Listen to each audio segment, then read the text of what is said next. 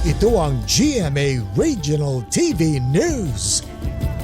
Mainit na balita mula sa Luzon, hatid ng GMA Regional TV. Mahigit 50 estudyante ang sunod-sunod na dinala sa ospital sa mga Tarem, Pangasinan. Chris, ano ang sabing nangyari doon?